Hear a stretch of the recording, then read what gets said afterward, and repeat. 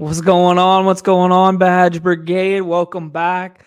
And we got a very special episode today because Nez made his return to the MLB streets last night and came second place. No surprise to anybody that he's still good. But I'm kidding. I'm burying the lead because, pound for pound, best basketball player on planet Earth is with us today. A man who once did 30,000 drafts in a summer, the second half DFS king, co-founder of the Owners Club, ETR's own, the OG best ball thought leader, BBM1 champion, braving a hurricane to be here with us today. Mr. Justin Herzig, how you doing, my friend? Gentlemen, I'm doing well. Pound for pound, I guess that must just be that I might be a little underweight right now. I gotta go up in weight classes to really prove my worth. Yeah, you gotta add about 30 to fight me. That's good. That's good. Nice. Congrats on the second place last night in the baseball slate. Thank you. It was a sweat. It was crazy. There was home runs everywhere. I was off I had Adley Rutschman, but I didn't have Santander, who put up 38 points. It was crazy. It was a crazy night, but glad to build the bankroll so I can really go in on this week's football slate, because it's a murky one. I'm gonna tell you, I don't have too many strong leans, so this will be a fun conversation. Yeah, something we talked about. Oh, sorry, Justin, go ahead. You didn't want those 4 walks from Judge last night? Yeah. Oh, I tried. I had him. I had him where I could get him, but man, Blue Jays got to start pitching to my man. I need to see 61. Imagine Nez not playing the best play on the slate and still come in second place. He didn't play the best play on the slate. And all right, man.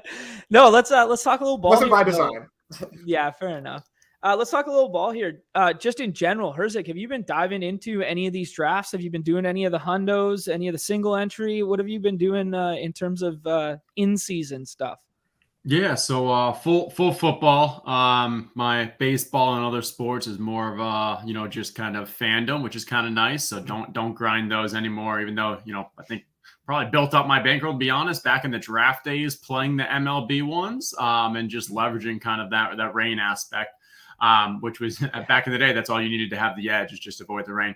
No, nowadays I've been doing a lot of the best ball resurrection. I think I'm probably about 70 or 80 already in, and I have to slow my pace just to make sure that I leave some for for week 5, week 6 right before. I've been doing a little battle royale here and there. I see it more as a pure entertainment. I think there's definitely a strat and there's a way to get some value there.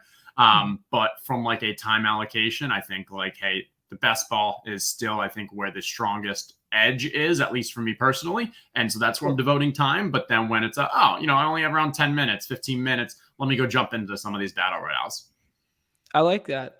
What that's a very interesting thought process, though. Like, what makes you say that you think the best ball edge is greater than the BR edge?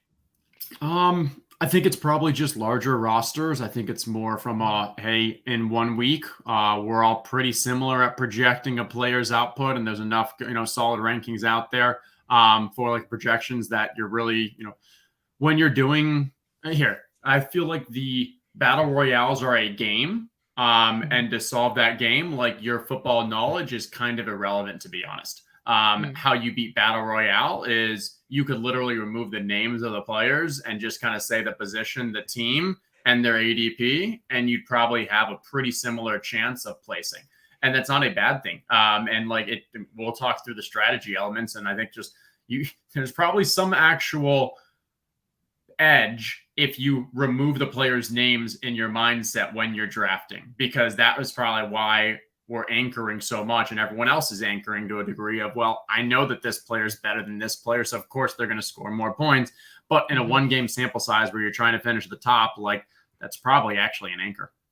I love that so much. You're preaching the choir, because I've been team players don't matter from like the get-go since we've been streaming this, and no one's come on and articulated it in that fashion. And I'm just like, oh, I'm all warm and fuzzy inside. I'm like, yes, tell me more, Justin. Tell me more. Say it. That's good. Speaking of ranks, you dropped ranks there. Are you involved in the ETR's new ranks system? Yeah.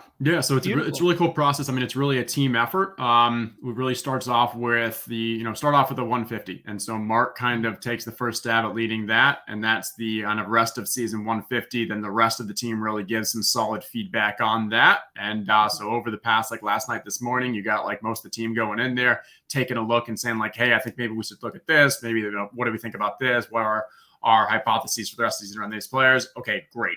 Now, from there, I'll then take it and I'll go, okay, we need to add 50 here, and we need to start customizing it from a best ball perspective. And we've got the week 6 element. You've got the positional aspects for QBs and tight ends for rest of season, which deals with, season-long drafts, or like redraft stuff is different than best ball. So there's some tinkering there. So then we'll get the rest of the team to kind of give some feedback on that as well, and we push that out. And so that's for the best ball side. Then you have the Battle Royale that we've started putting out as well. And so Leone and the projections team really drive that. A lot of it is based off the weekly projections for DFS. And then, Leone and I were literally minutes ago, we're just talking about, okay, now we'll go back and forth on value above replacement. Like a person like Mark Andrews this week with no Kelsey on the main slate, like how much is his edge over number 2, but then also how much is his edge over number 5, 6, because that's that replacement level player. So there's that aspect. There's then the strategic aspect. And I mean, to be fair, the Battle Royale ranks are going to be a bit more straightforward because, as we said, the projections only mean so much. It's the game, and it's these soft conversations that probably are more beneficial, more kind of the evergreen content to help with your Battle Royale success. No, I like that a lot. Nez, anything to add in that line of thinking? No, I just think that that's like a really great way of approaching these as far as the Battle Royale slates. I mean, they are games, like you said, and just everything you said about stripping away players and just the way that you approach these from like not having too hard of stances about things, I think is just a really smart way to look at this. So I think it's very good for the contest that ETR is diving into these and providing content for their subs. I think that bodes well for everybody when that happens. Now, if you were building 150, like hypothetically, Justin, in these environments, do you think you would just take a ranking sheet, upload, and auto draft, and then think about exposures later? Or do you think you would be constructing in a more disciplined fashion in terms of like, okay, I have to have exposure to this game environment, so I'll build out a mini stack here. I have to have exposure to this game environment, build it out there. Like, how do you think you would tackle 150 if you were mass entering these contests?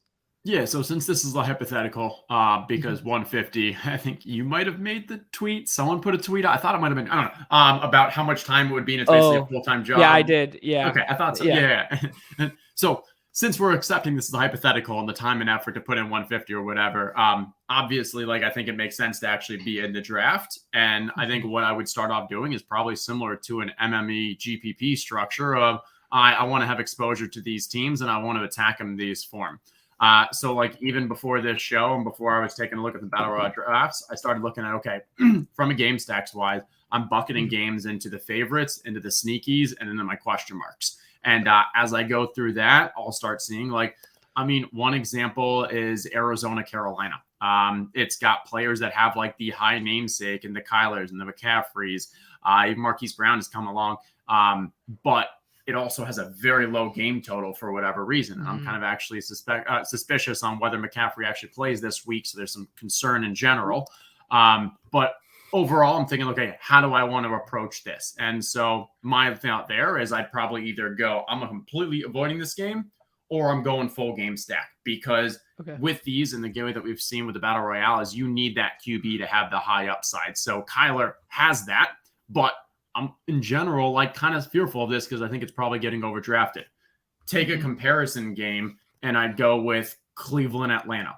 This is actually a high game total, but I don't trust any of the QBs in these games to really be competitive enough to give you that high upside that we need for the Battle Royale. So maybe then I'm like, I'm going to focus on some single stacks, mini stacks in that, where I'm thinking, all right, maybe it takes a I know Chubb's going early, but maybe it's a Chubb Pitts. And now you're taking your 2 onesie, I consider the running back predominantly a onesie position here. I guess it doesn't have to be.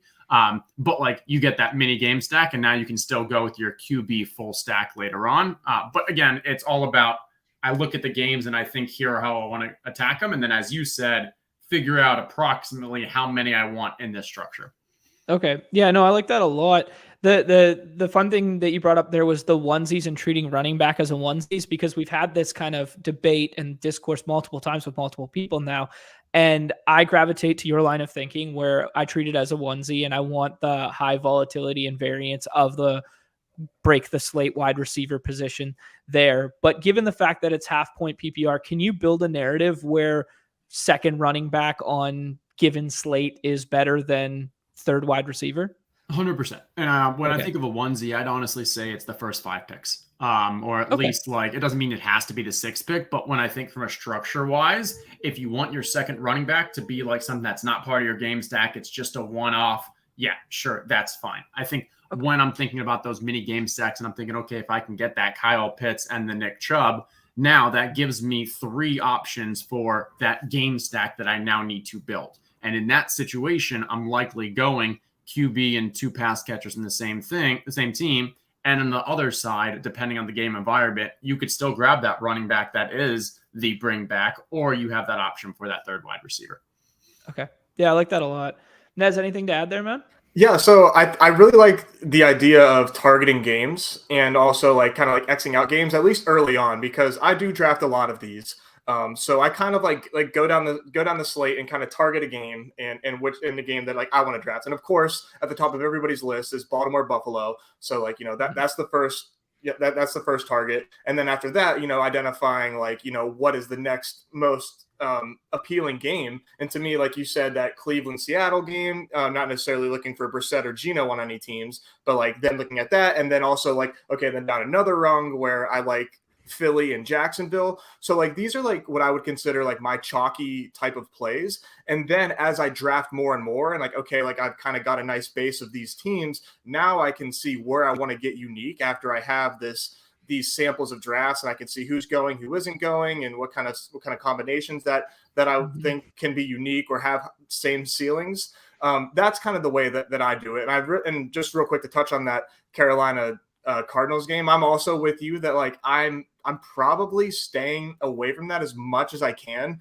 Certainly, I'm going to mix in Kyler Hollywood, Kyler CMC, but I think that there's some real concern about the slog of pace that the Panthers have been playing at. And honestly, the Cardinals have been extremely inefficient. That could be a bit of a trap game. I'm hoping that they kind of build some steam, but for me, that game right now is not a target for me just yet.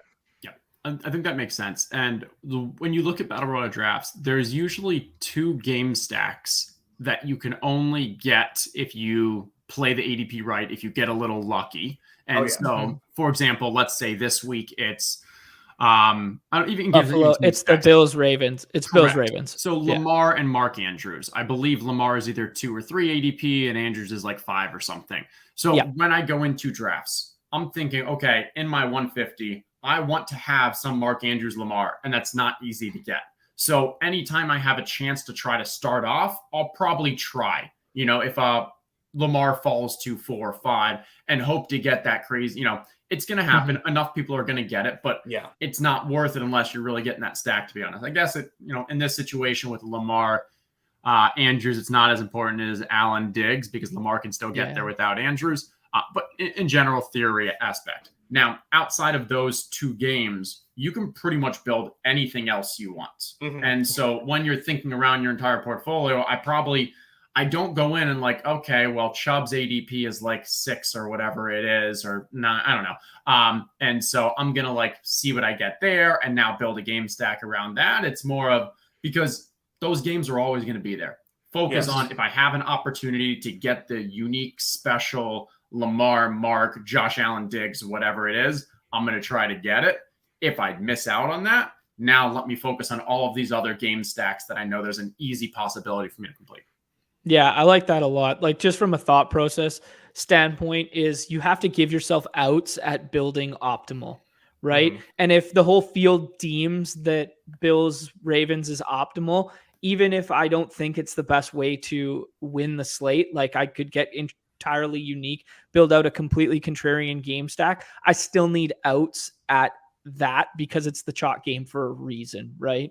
So in that same line of thinking, Justin, if you hypothetically had the 101, you were doing 20 drafts this week and you had the 101 every single time, would you take the same player 20 straight times? I wouldn't go into it with a yes or a no. I'm taking a look Okay. right now and what this looks like. Where's Diggs getting drafted is my main question. 4 or 5. It's like top Allen 6. 1 and then he's 4 or 5.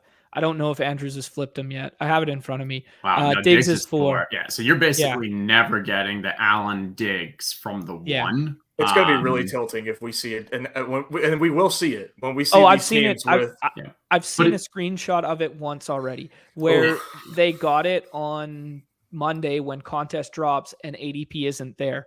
So like that's where you can get hyper exploitative, especially for a slate like this, where someone somewhere probably has Allen Diggs and then an Andrews fall, perhaps like maybe one combo of it, and we're all drawing dead to that game. So it becomes an interesting combination to be like, should we just fade entirely?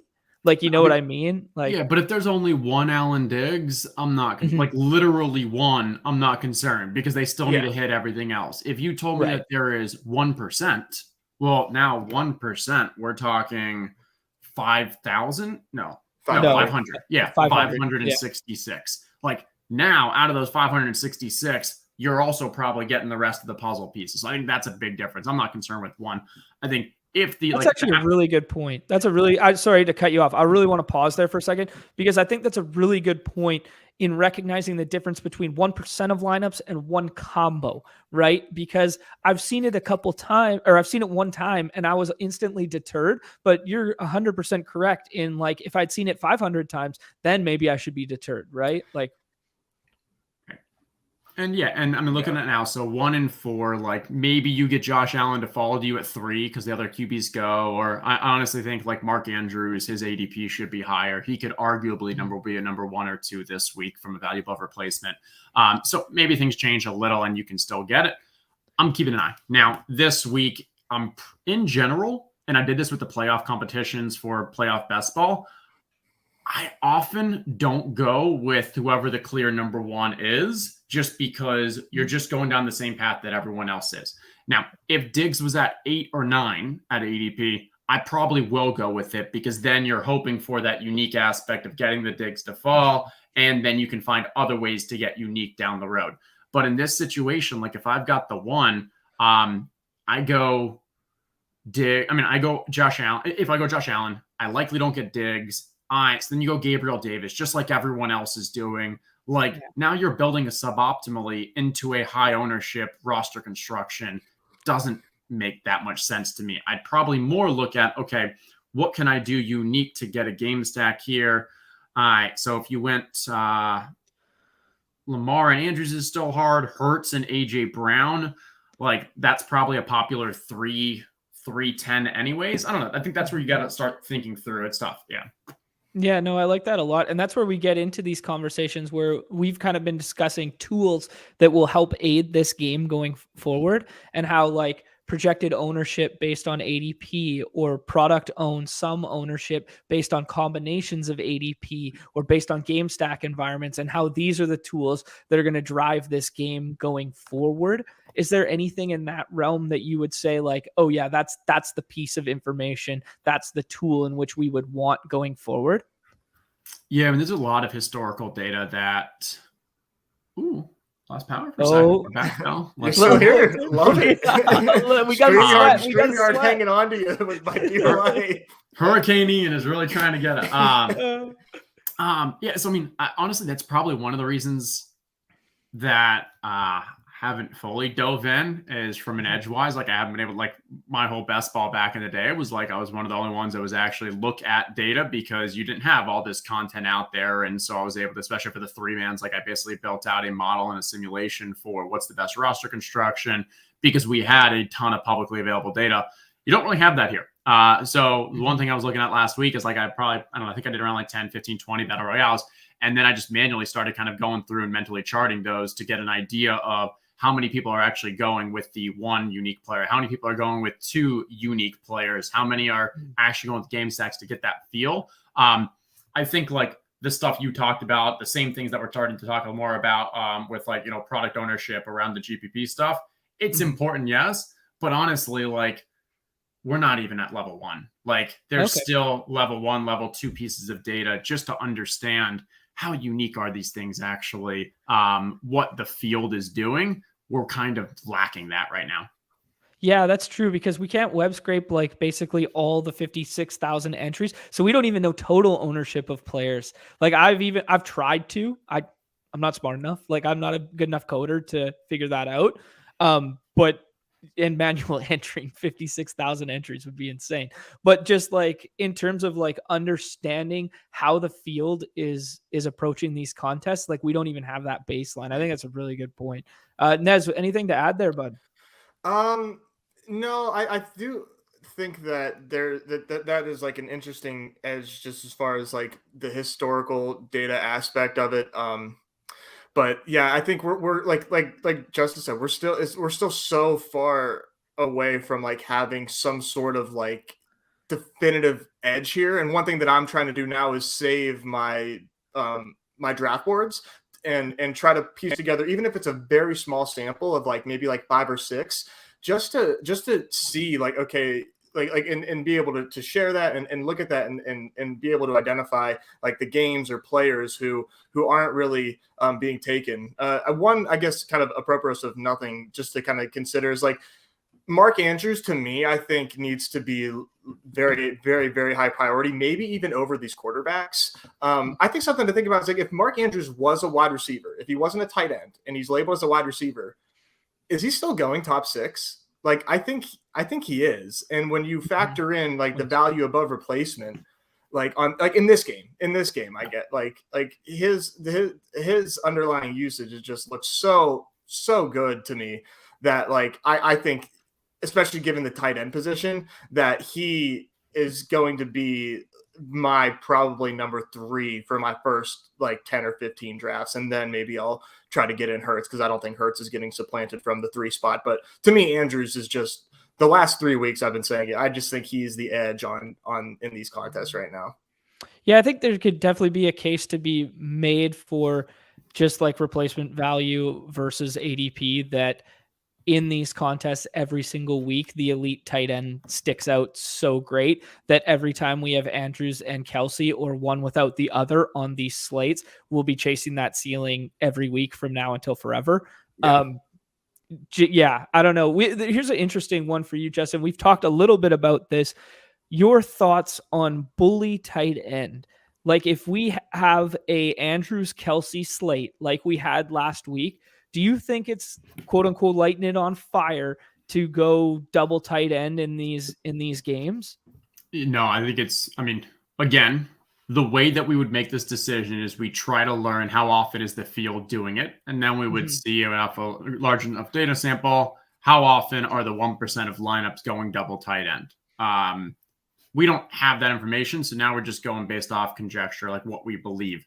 I think it's extremely rare that people are going double tight end. And not only bully tight end, just double tight end in general from a uniqueness aspect. So last week was a week that, I think I was doing some Waller and Andrews, or I think it was Waller and Andrews. It was a decent amount where, okay, I go with the game stack with one of them, and then I get the one off with the other. And the Waller was because Renfro was out. You got the increased target share. Found a little value there, or at least I thought I did. But like, yeah, I think it's just a unique build that if you have those two go off, and again, this is far more, Underdog is far more the FanDuel than the DraftKings type scoring, where you don't have the bonuses, you don't have PPR, touchdowns are so important, and that means higher variance. And tight ends are just as likely kind of as, outside of those really, really elite wide receivers to get those tight end touchdowns. So if you can get the 2 tight ends that kind of break away from the slate, that gives you uniqueness that I think is most important. Yeah, I agree with that line of thinking. We've had this debate multiple times now. And I mean, I don't like to be results oriented, but last week that Andrews plus Kelsey with the Lamar skinny stack was sitting at the top of the leaderboard for a long time.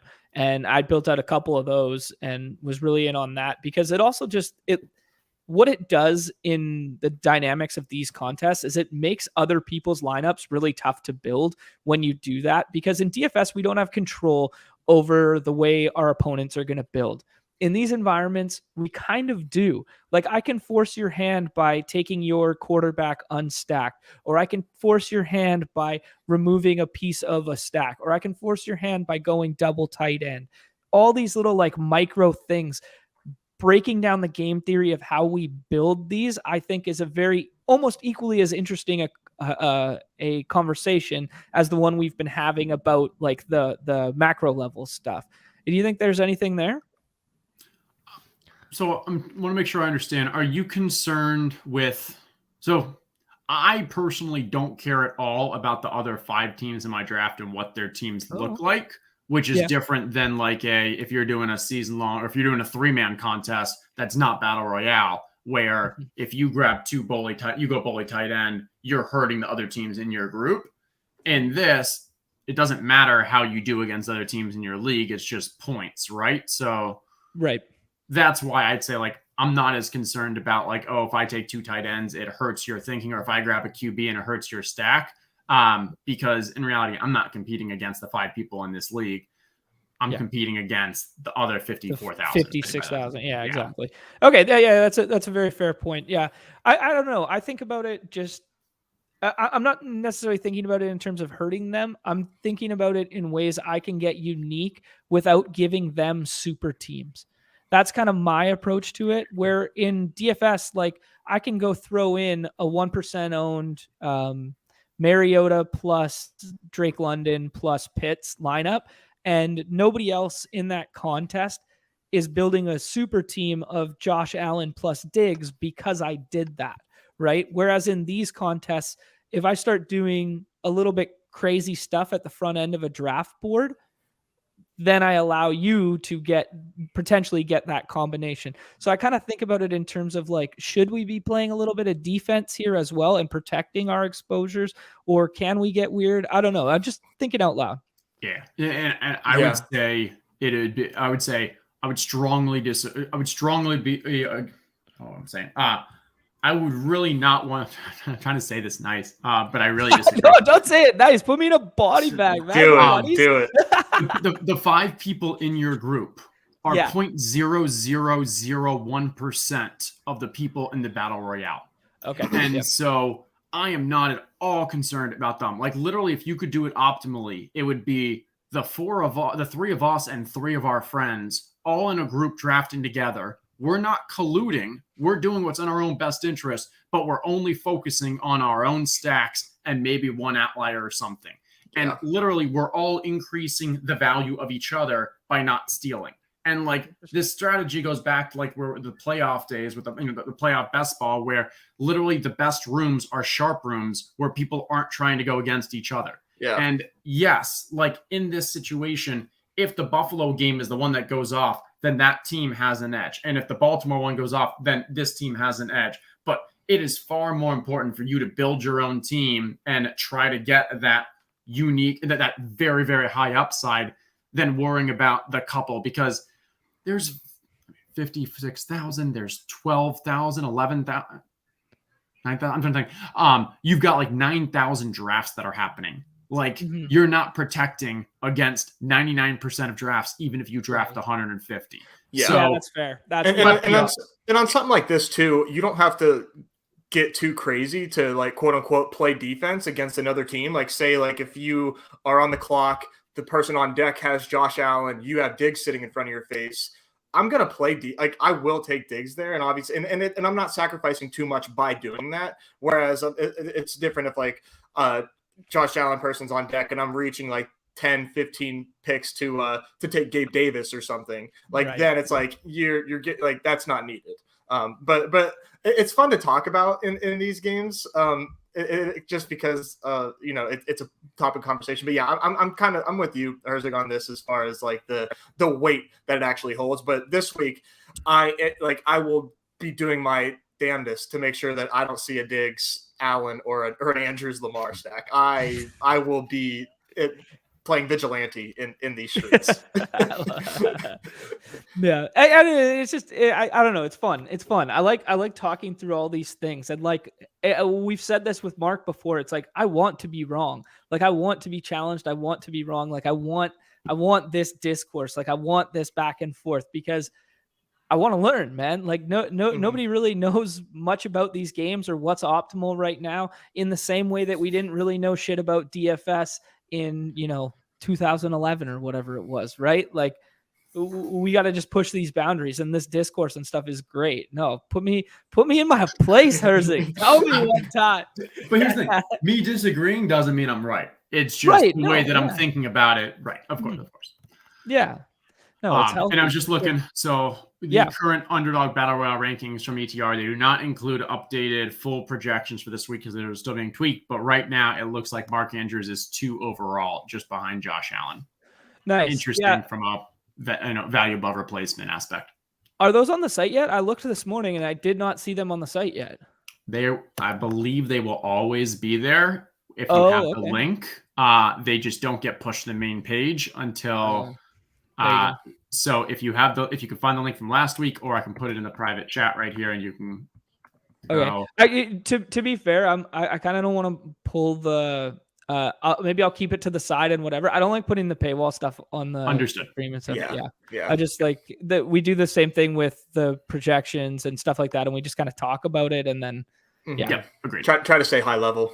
Yeah, it's a high quality show we're running out here. Like, respect the badge, respect the highly experienced. We give a couple peeks behind the curtain every now and then. We're always okay with little peeks. Yeah. Yeah, there we go. Let's talk about this slate specifically then, like in the context of that. It's very interesting to have these drafts with 3 quarterbacks at the top, especially in terms of the way we build. Now we've kind of had this conversation where we all like Andrews and we all agree this is like the really nice game environment. Are we pretty comfortable building naked with these quarterbacks at the top if we're rolling 101 through 103? I mean, if you go Josh, you can always get Davis. If you go Lamar, you can always go Bateman. Not that I think that's one I probably don't need to go Bateman. Like if you're not getting Andrews.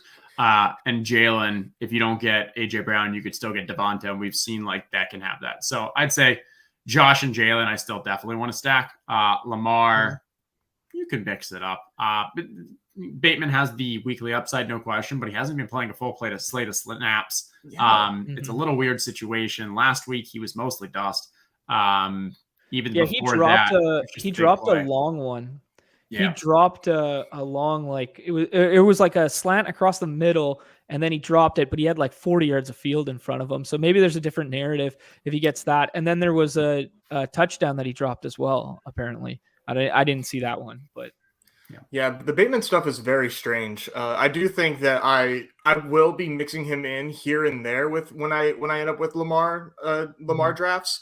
But Lamar is a guy that like you don't have to stack. I mean, obviously getting him and Andrews is tremendous, but like Duvernay is putting up like 2 for 20 and like 2 tutties, like so those touchdowns, like you stated, are very important in this high variance scoring format. So Lamar can get you there without like not having his guys, just because he's able to just the gravity that he has on defense is he's able to get other guys in the end zone without like not having that pairing there. But with Josh Allen, I think.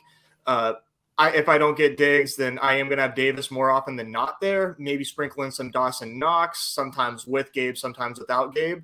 And then I think the thing that I'm going to try to really do when I do these Josh Allen and Davis stacks is getting unique elsewhere. So that way, because we said these are going to be very, very popular. Like we can't even estimate the percentage. It's such a wide range. It could be anywhere from like 10 to 30% of Allen teams are going to have Davis.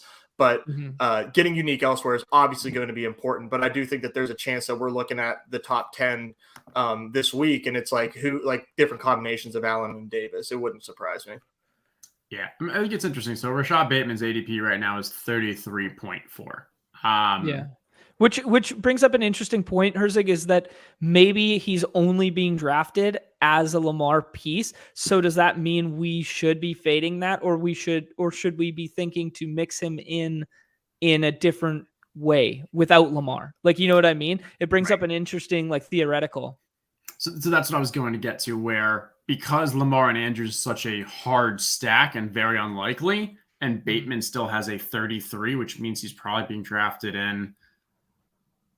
It's hard.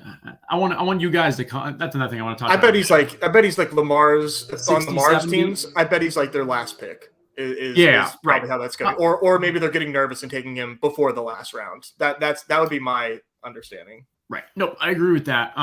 So we'll get to the ADP in a second, because I did think there's an interesting conversation there. But what I was going with the Bateman is that, yeah, Bateman, when he's in this, is almost always going to be exclusively with Lamar. And I don't know. It's tough because, like, I'm trying to do it now. I'm now doing player tapes where, like, Lamar's actually been an extremely efficient passer. And, like, yes, he's got those yards in the ground and the 100 yards plus, but, like, he's also doing it in the air. So if it's not if it's not Andrews, if it's not Bateman, like, does Lamar have that ceiling? I don't know. I think that's a tough one. The ADP. We were talking about data and, like, how can we, like, improve this? I would love, and I don't know if I'm smart enough. There's got to be people out there. It's not. You're smart enough. You're smart enough. It's not a solved problem, but, like, if I see ADP of 35.6, I want to come up with an estimate of, okay, what percent of teams do I think that player is being drafted on? Now, the reason why it doesn't work out is because, okay, Marcus Mariota is 35.6, but he's a quarterback. I guess you could do it if you had the pit stack, but I'm just thinking, like, you don't know whether it's a, hey, is that being dragged up because people are taking him in the second to last round? Or is that being dragged up because he's getting drafted in a bunch of them, but in that last round? So there's definitely a way to get a range. I have no idea what it is right now, but I think that'd be very helpful to know, like, 32 ADP is drafted in approximately 60% of drafts, while 25 ADP is in 95% of drafts. Like, there's a chart there you could create that would really help you with getting unique. Yeah, that would really push to our original point, or your original point today, where it's like this game's players' names don't really matter if we can just solve the math problem associated with where the ADP is falling. But you bring up a really good point that I hadn't thought of before with ADP, is that an ADP can be thrust up because people think it's a good play and they're reaching for him at 20, or ADP can be thrust up just because he's consistently a back-end stack piece. So not all ADPs are created equal, which is just like a very unique thought that I hadn't given much credit before you said it there. I think this is really sharp. And I think you can determine which one of that is based off the stack partners of that player. So James Robinson is highly unlikely to be drafted in the 5th round or earlier because you don't really have someone reaching or fighting for them that often. Maybe a Jalen Hurts owner or someone like that. So maybe you use someone like Deontay Johnson. No one's stacking Deontay. So his ADP of 33 is a lot of people are grabbing him in the last round as an outlier. You compare that to someone who's around the same ADP but is in a popular stack, that one's more likely to probably less owned. Okay, here. But let's say they had the both same 33 ADP. I think we could surmise that Keenan Allen is being drafted less than Deontay Johnson because Keenan Allen is being most likely drafted earlier by the Herbert owner, or especially if, like, Dawson Knox, an example, where both Buffalo and Baltimore are drafting him, versus Deontay. We just expect he's getting drafted at a high volume in the last round. Yeah, that's a really nice point. That's really sharp. And I don't know how to go about building that out, to be honest. I don't know how to model that out. Like, if someone out there can help us do it, Feed the Freezer's doing it. Feed the Freezer. This guy's winning all these contests. He's mass drafting every single day. He's doing it. We got to find this guy. We do. Yeah. Yeah, there's some interesting points in the chat. Like Connor from Stat Chasing there is suggesting that about 20% from 33, but a bit of a guess. Clay bringing up the Bateman, interesting pair with Allen or Hurts. Yeah, I think this is a good one to talk about, Herzig, because I'd like to get your thoughts here. Would you prefer to go like just in a vacuum? Obviously, it's going to be slate dependent and player dependent, but in a vacuum with your last pick, would you rather try and pluck a player uncorrelated who you think's low owned, or would you rather stack in a quote unquote lower owned part of a game stack? So to use an example, would you rather put Devin Duvernay with Lamar or Isaiah McKenzie with Allen, or would you rather take a shot on Deontay Johnson or something like that? Like just in a game theory thought process. Yeah, I think it's interesting. So it's always easier to use examples. So I'm looking at right now. Let's go with we'll do Keenan Allen again. 35.4. So, Connor was saying, hey, he thinks ADP 33 is only 20% of drafts. I don't know. I think it might be a little higher, but I think that's fair enough. If it's 35.4, we're now assuming like 5 to 10% of drafts. Okay. But you're also assuming with Keenan Allen that when he's being drafted, it's always with a Herbert. And so I think it's an interesting situation for when you are reaching on a guy with a QB that is highly drafted, you can know that stack is going to be like, yes, even though it's a low-owned player, the stack that you're stacking with is a bit more high-owned than you expect. So I think for me, it's more about game environment and what does that player kind of add to that game matchup versus can I win without there, and is it more valuable for me to go unique? Like last week, I thought Treylon Burks had a massive ceiling in a game that no one was drafting him because nobody wanted the Ryan Tannehill stack. And so in that situation, like if I'm going for a one-off, I'm going for a one-off that does not have a QB that's being drafted because that's why their ADP is so low. Now, Keenan Allen as a one-off is actually extremely interesting because he's 35.4, which means he's not being drafted. When he is being drafted, he's being drafted with a Justin Herbert stack. So if you take Keenan Allen without Justin Herbert, now you're getting extremely low-owned and even more low-owned if you're not taking Herbert, if Herbert ends up flopping. So now you're like finding ways to get even more unique. And the only way that one fails is if Herbert doesn't play. But given the fact that he played last week, I imagine he plays this week. But I think that's a really, really sharp point about chasing points in unique ways by chasing them with uncorrelated, highly drafted quarterbacks. Because I think it would be a mistake to look at that and be like, okay, Marquise Brown had 14 targets last week. Oh, maybe that game environment's better than we thought. Let's take Marquise Brown. But Kyler Murray's being drafted in 85, 90% of drafts, whatever it is, probably higher than that, probably 95% of drafts. Yeah, I think it's very sharp to be like the thought process of chasing unique points with a non-correlated high-owned quarterback. Nez, anything to add there? No, I do think that's like a very, very interesting point and something that I'm targeting a lot this week. I think that because of these, like in my opinion, I think you're going to see a lot of these like the top 3 or 4 appealing games to drafters, I think are going to be incredibly owned. So I'm usually, like I said, I try to go chalk like heavy in the bulk of my entries. I will probably get a little crazier and a little more unique earlier than I usually do because of the fact that I think that this is a murky slate, truly. So I really like the idea of thinking through one-offs and stacks and pairings and the magic word, the combinational ownership of all these guys, I think really comes into play this week.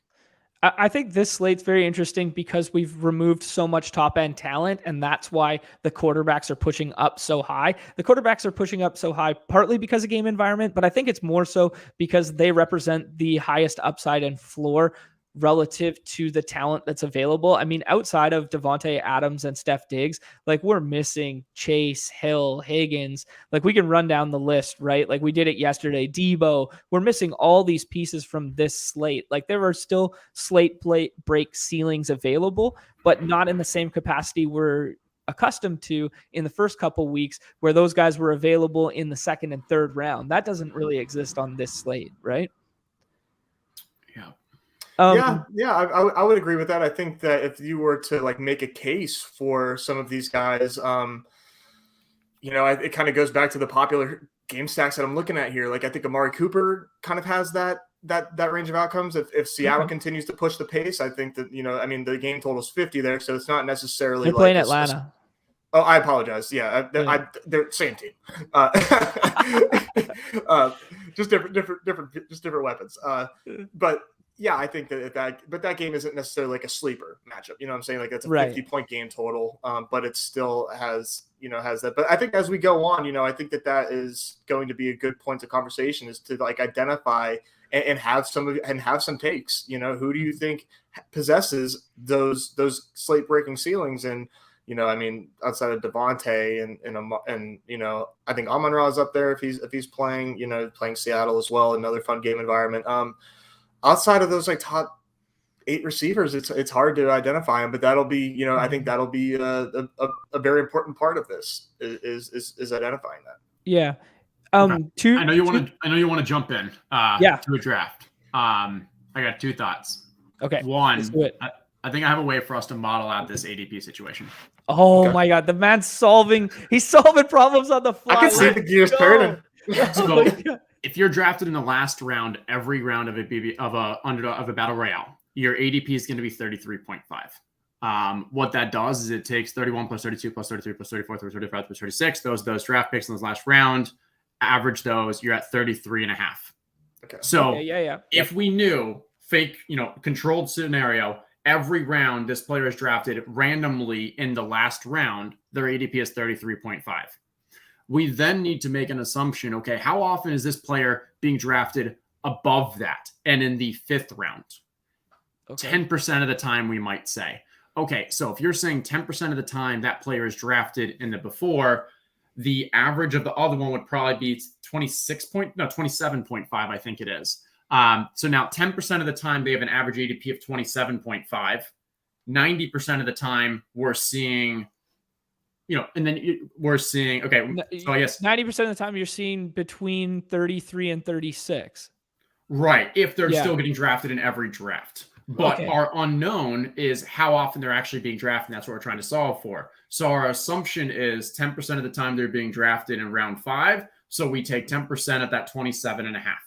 Then we know that their final ADP in this situation is 34, we'll say. Okay, so if it's 34 and 10% they're getting drafted there, this player is actually probably getting drafted a lot more than we're expecting. So I think we have to put 10% for the times in which they're undrafted as well. Well, so that's what we're trying to solve for is how often are they being undrafted? Because when they're undrafted, I assume their ADP counts as a 36. Okay, yep. Because you see 36.0. So the formula ends up being we make an assumption on how often they're drafted before this. We then see that, okay, 1 minus the remaining is that 33.5, and then the rest is 36. And this is how you think you got to start bucketing to figure out if someone has an ADP of 33.5, like Deontay Johnson was 33, I don't think he's getting drafted that often before I get like that in the 5th round. Maybe you're looking at, I don't know, 20%, 15% or something. So Deontay Johnson with that ADP of 33 is probably actually getting drafted a lot more than we'd expect. You think? I'm not sure. See, this is part of our issue with the we love Underdog with the ADP that they present to us is like I think it would be more actionable if we could like expand a player card and just see like percent of drafts drafted as opposed to like actual ADP. Yeah. Because if you take like there's very outside of like the first like 3 rounds, like there's not a whole lot of like edge of like, oh my God, like there's not a lot of guys who are like, oh, you got like maybe Amon-Ra or something like with the Q tag, he has like, oh, you got him like last round, like you were able to sneak in some like chalk players that are drafted every single time. But I think looking at this, the way that thought process that you just made is, I feel easier to estimate with like the onesie positions where, we know one quarterback has to be taken. And more often than not, 99% of the time, you could probably say one tight end is taken. So then I think that is easy way to like see, like get off the board, probably more at tight end than QB, doing those, like thinking those picks through with the skill positions, RB and wide receiver, probably a lot harder to to do that thought process. Easier with running back than with wide out, but yeah, I mean, it's great to think about, and yeah. Yeah, I mean, if you could solve that problem and then just like have it charted out, like the way we could build ownership would be so sharp, like comparatively to what we're doing now, right? Just knowing that, hey, this person is actually 33 ADP directly correlates to 86% owned or whatever it may be, right? If you had that chart open all the time, like then all of a sudden I'm not touching Deontay Johnson, right? Like here's like a, I don't know, I don't want to call it 1,100 drafts, or we're going to use 1,000 drafts. Okay. Did you just build a model? You just built a model. You're so sick. I love it so much. So let's say there were 1,000 drafts, and 900 of them. Do you want to share your screen, Justin? Would it make it easier or no? Yeah, I can do that. Okay. Yes. Now that we're going deep in the weeds here, this is great, man. All right, let me share. Okay.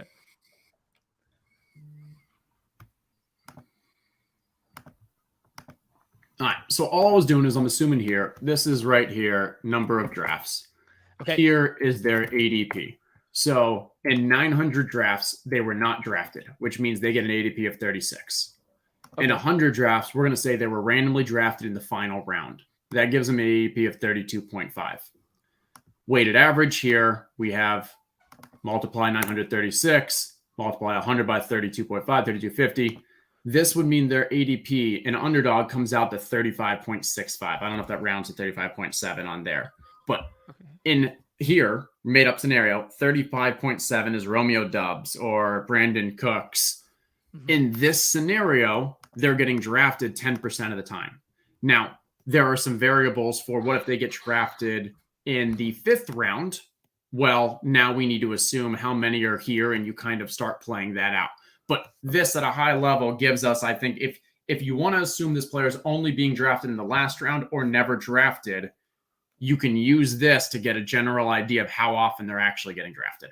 No, I think that's real sharp. And I think we need to deep dive this kind of analysis, because I think this could really give us a leg up in terms of like building an initial model in terms of understanding these games. Because I think like my mindset when I see 32.5 or whatever, it was 35.6. When I see 35.6, I would assume way greater than 10%. Like, you know what I mean? Like just instinctively.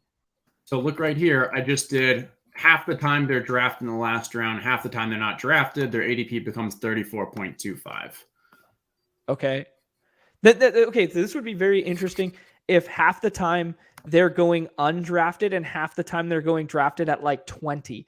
Like if we took, I don't, maybe there would never be someone so extreme as that example. Yeah. So let's use this right here. 500, they're not drafted. 400, they're in the last round. But then occasionally we have people who are drafting them in the 5th round.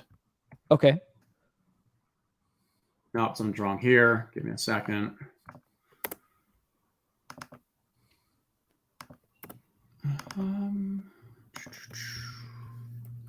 Here. So there. All right. So if it's someone who's drafted 50% of the time, not drafted, 40% in the last round, 10% in the 5th round, that gives you that 33.75. Which is why, like, when I see ADPs of 33, 34, like that Deontay, I think they're actually getting drafted a good amount. Yeah, so if we take this approach, that would assume, like, so Deontay was, what was Deontay? Sorry, you said 33. He's at 33. So he's 33, and we're looking at 33.7 here, and we're assuming a 50% ownership based on 33.5 or 33.6. And maybe it looks more like this because people want to reach. And if this is still not getting drafted half the time, but then sometimes the 6th, sometimes the 5th, and we're still at 33.25. Interesting. Yeah, that's very cool that you just did that on the fly for us, because that's very interesting. I hadn't even thought to do this before, and this is great. I think the one takeaway here is you really need that player to have a 35 point or higher ADP to think you're getting unique. If it's lower than 35, they're getting drafted a lot more often than you think. Yeah, and then we could price adjust this for like projection and ceiling output as well. and then we could decide what would be the best plays relative to projection and ADP based on this data. That'd be so fun. Yeah, it's a nice little rule of thumb, though, to kind of Mhm. that I'll definitely be using from now on, just to think about like how unique am I truly getting with those picks. So that's fun to think about. That's great. Herzig, you're our guest, my friend. What do you let's think about just one overarching we've kind of gone down this rabbit hole, and now I'm curious on your thoughts, how your approach would change from the $25 where it's 2,200 players to the $5 where it's 56,000. Do we think we're building completely differently in those two instances, or is there some merit to the fact that ADP is governing these drafts? We can't stray too crazy. Maybe we get more correlated in the smaller field. What are you thinking there? 2,200 is still a lot. I think it's probably more important to game stack in a 2,200 than in the 56K. And why I think of it like when I'm comparing to a DFS field size, if you're trying to win the Millie Maker, like, yeah, you want a game stack, maybe probably with just a single QB wide receiver with a bring back, because you need that wide receiver to really go ham. Like, he needs to get it all. When you start spreading it to multiple wide receivers, like, you're losing that ceiling outcome. And so when you're competing against 56,000 people, you're really looking for ceiling outcomes. So there, I'd probably go with like a single stack with a bring back for that game environment, and then another mini stack somewhere else. If you're going for only beating 2,200 other people, I think you could probably more likely go with a Burrow, Higgins, Chase. And even if Higgins only goes 8 for 80 with a touchdown, like, you still have a chance, where 8 for 80 with a touchdown in the Battle Royale probably isn't enough. Right. Yeah, no, I fully agree with that line of thinking. And that's funny that you brought that one up, because I built Burrows, Higgins, Chase last week as my single entry in that one. And the previous week I came second, and it was Thielen, Jefferson, Kirk. So same line of thinking with that. And no bring back in that one for whatever reason. I don't know what I was thinking on the fly. But yeah. Eric with the shout. This is why he tunes into the Badge Bros. Yeah, you bring the best basketball player on planet Earth into your stream, and good things happen. Love it. I got one more alpha thing that I kind of wanted to discuss. Oh yes, love it, dude. Your time. We'll take as much time as you want. Let's go. Do you want the full screen? People got pen and paper at home. I'm telling you. The full screen. Bring back. I need to see your reactions. Okay. The sharpest player to draft this week. Yes. Okay. Love it. DeAndre Swift. Ooh, okay. Great game environment. I think there's an overall strategy for drafting high upside, but also guys that are likely not going to play. Where if DeAndre Swift plays, you are getting a very unique, actually, I don't know what his ADP is this week. I haven't seen him get drafted yet, and Jamal's going in like the 20th. 35.8 based off our math. Not much. Yeah. So you're getting a very unique player that we've seen. If he actually plays, then you're getting, substantial upside as a unique, one-off. More likely he doesn't play. And now when you're drafting on Tuesday, Wednesday, you get to swap that come Sunday.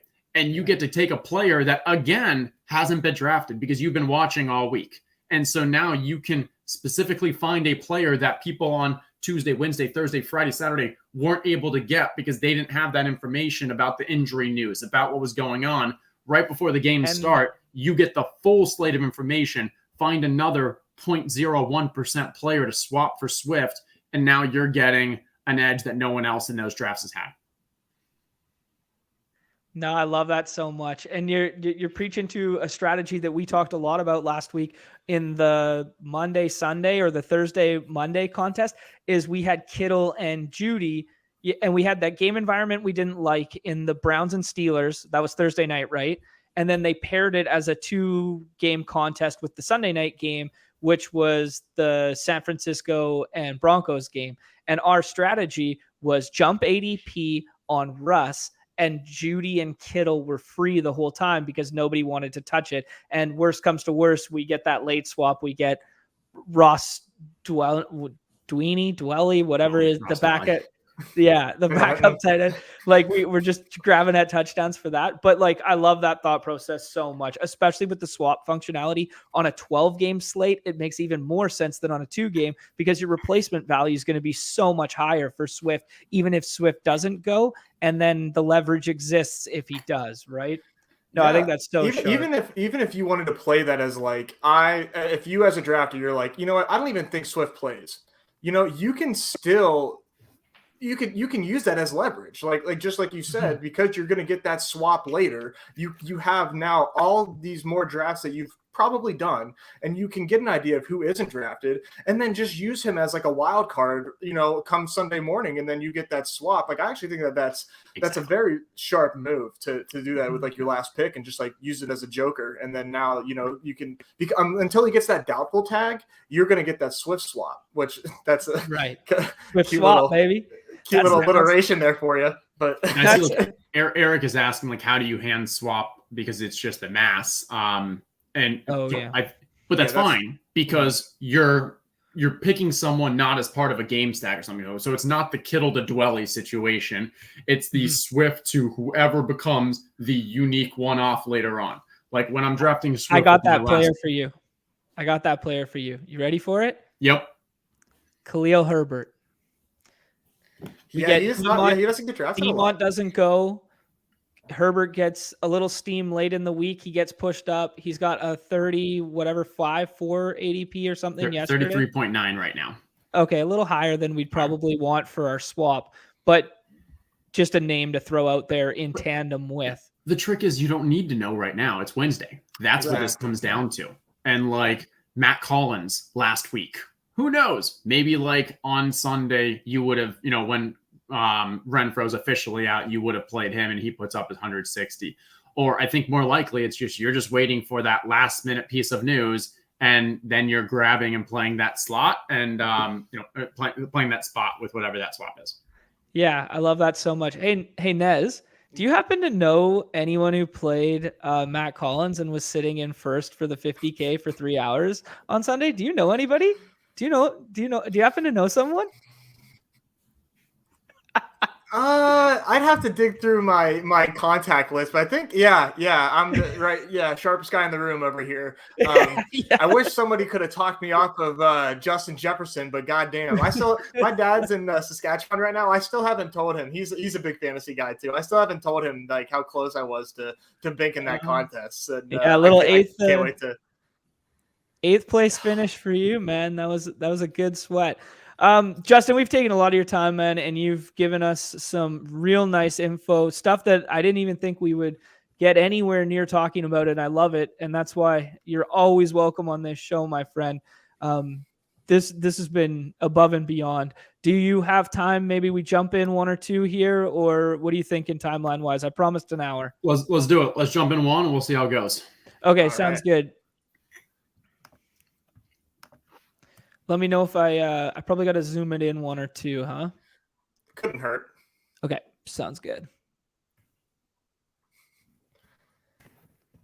All right, here we go. Yeah, this is interesting because like your draft position really kind of, at least for me, drives what I'm doing. Okay, so we're gonna have a decision at 2 whether we take one of the alpha quarterbacks here and then try and find different ways to get unique, or if we do something that we've been talking about and take that Andrews play. And okay, Andrews is our exposure to that game environment. Where do we go from there? Is there anything else you guys are seeing from the 102 that you like?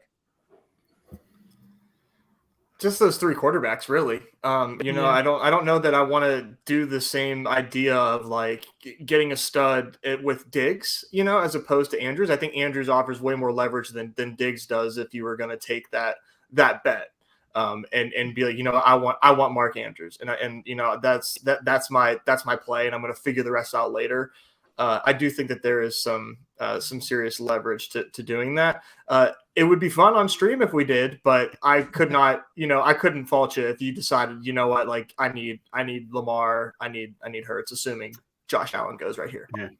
I think I would be going from a game. I'd go Mark Andrews. Oh, Lamar just goes. I don't know. Are you getting unique by grabbing Josh? I still think like I would grab Mark Andrews and then just get a game stack later on. Like we've seen Herbert is dropping. I think his ADP is like to 20. You can very easily stack that entire game. Mhm. But rather than try to play the norm of everyone else and chase grabbing, because I don't want to grab Hurts at 2 because AJ Brown, like, people are getting him at 3 and getting that stack easily. So I'd rather just kind of wait there a bit. I mean, you got to mix in for your portfolio, but I do think like Mark Andrews is a step above all the other tight ends, and now you just got to get your game stack right. Yeah, no, I like that. Would we experiment something late with like a mini stack of not stacking? Well, we could stack another game, but then a mini bring back with something like Isaiah McKenzie late, or like something unique in that fashion. Is that something you'd entertain, Justin? I don't hate it, other than it's the most common stacked game all out the wazoo for this week. So if anything, I'd probably be more like I mean, obviously, if Gabriel Davis fell to us at a place where like we wanted that as a mini or something, but more likely, actually a running back for like Devin Singletary would be my decision, my lead. Okay, yeah. Because really like in that you're not giving points to Josh Allen for if McKenzie has a huge game, now you're also competing against the Josh Allen people as well. Here, well, actually, we're getting leverage off Allen, even though Singletary caught 9 balls last week. But in general, your running back is getting leverage off him, so we can have that game stat correct. If it ends up being a game where it is a Singletary game, he gets 2-3 rushing touchdowns. Now, not only are all those Allen teams going down, we're moving up the board, and so you're getting that double leverage. Yeah, I like really that like a lot. that. Like that call a lot. Porting some DFS knowledge, we know that there's mini positive game correlation by opposing team tight end and running back too, right? So we're building out something that has slight more correlation than wide receiver from opposing side and tight end. Okay, we're on the clock here. We got kind of Henry and Eckler as the end of the alpha in quotations running backs, or we got AJ Brown, Amon-Ra St. Brown with the Q tag, Pittman. Where are we leaning here? Or that Gabe Davis play that we were talking about? I think my lean would be go Henry here and then Herbert on the next one. Okay. And yeah, so you like that that Herbert game stack late kind of thing? Like I do. The next Eckler, year? Yeah, Eckler's scaring me a bit. And so because Cass already grabbed QB, we didn't need to grab Herbert there, so we knew we could get him to fall back here. Yep. I didn't do the Eckler one because since this is the Battle Royale, we're trying to really hit that. Doesn't seem like Eckler's getting the usage that we're hoping for. If he gets rushing touchdowns, that hurts our Herbert. I'm not expecting them to be trailing substantially because it's Houston. So I'd be fine with, be a little more unique. Grab Henry as a one-off who very easily could just be a one-off, hero on his own. And now Mike Williams. And Keenan Allen gives us that same, I don't know what we want to call this swap strategy thing for the last pick, but Keenan Allen is either going to be a great fit for our game stack or we get a Sunday late swap to find who we want.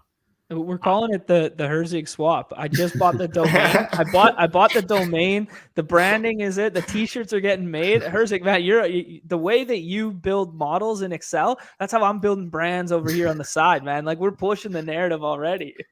I love it. Let's get Cooks in the queue as well then. Oh, okay. Oh, okay. One thing I'm thinking about here, and we don't have to do it here, is Dameon Pierce getting more and more usage. Unfortunately, not running a ton of routes, but with the Chargers just can't seem to get out of their own way. I could see maybe for whatever reason their defense kind of lets up some opportunities to the Texans. I think that's an interesting one-off that I've been thinking about. This is a game that I've also had my eye on where the Chargers could go scorched earth. They kind of got off to not necessarily the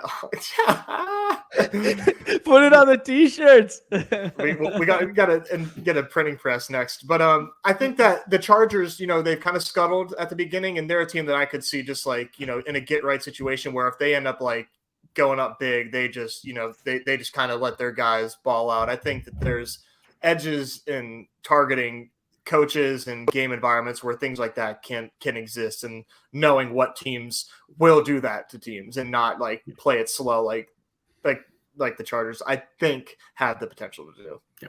And so let's look here, Damian Pierce, so we can have Pierce in the queue as well.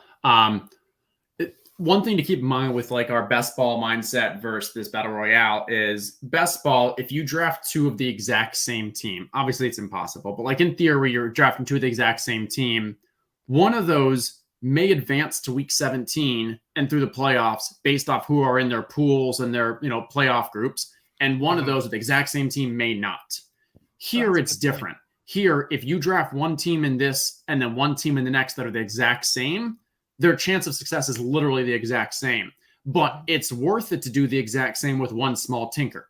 So yes, you do 10 drafts and you could probably get the exact same team we're doing now: Herbert, Henry, Mike Williams, Keenan Allen, and then one as Brandon Cooks and one as Damian Pierce. And now you've covered those both. And there's not like they have to get out of this round, or, it depends on.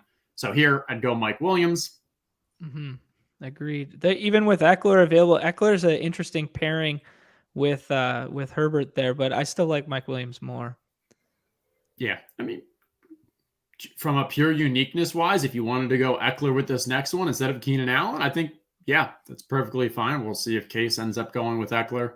I feel like that'll be hard for him to pass up, but yeah, I think just given the ADP and the structure of this team and the uncertainty with Allen, I think it's kind of nice that Eckler just fell to us. I don't know if it's optimal, but I like it. Yeah. I like it from a pure uniqueness, as we said, of getting Herbert, Henry, Eckler, Mike Williams is probably pretty unique.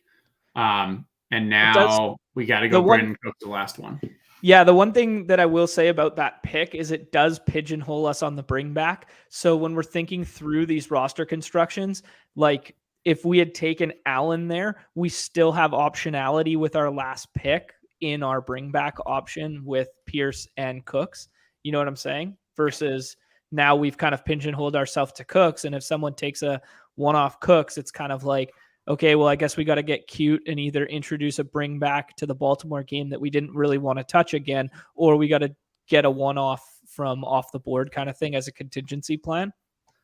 Yeah, I'm looking right now for who that one-off could be, if not Cooks. Okay. But also, as we've seen, 35.8, based off our quick little math last time, tells me that he's probably getting drafted in 3 to 5% of teams.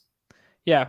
And now it's interesting because then we take that same analogy one layer deeper, and is that 3 to 5% always with Herbert now? So now that 3 to 5% is actually 100% owned. Like you know what I mean? In that 3%, then that's where the game tree gets so fun, right? Like and I would say if it was Josh Palmer is at 36.0, but let's say Josh Palmer was 35.8, I think you could assume that Josh Palmer is like 95% with Herbert.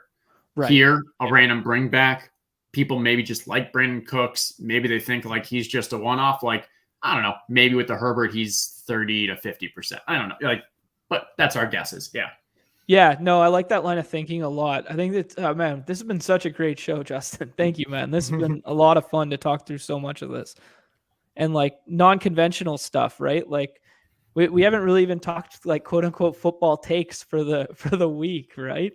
Yeah, it's just been straight contest strategy, which is like really that's what makes this show awesome. That's how we started. The takes are the football takes just aren't that important. Yeah, no, especially not on Wednesday. Yeah, not on Wednesday. Absolutely not. Yeah, I kind of like the oh damn it, I didn't save the draft board. My bad. It's silly that you can't. Yeah, we got to talk to Underdog. You got to be able to go back and see the draft boards. I know that's create the server space. Yeah. I'll pay for the server. Yeah. All right, one more, no more, boys. I think I'm gonna head out. This is fun though. Plus, like, it's bad for the YouTube algorithm if it's more than an hour and 15 or 16 minutes. Oh, thank you for the insight. Oh my God, this guy's a savant. Shut it down! Oh my God, yo, we gotta get out of here. We gotta get out. This is fun, guys. Always fun chatting. Definitely happy to come back later on in the season and see how much how wrong we were and how much we've learned. I love it, man. Love it. Like doors are always open for you, Justin. Like you know how highly we think of you and your work. So anytime, brother. Awesome. Appreciate it. All right. Good chatting, Stay guys. safe. Stay safe out there, guys, and everybody's favorite part of the show, the end.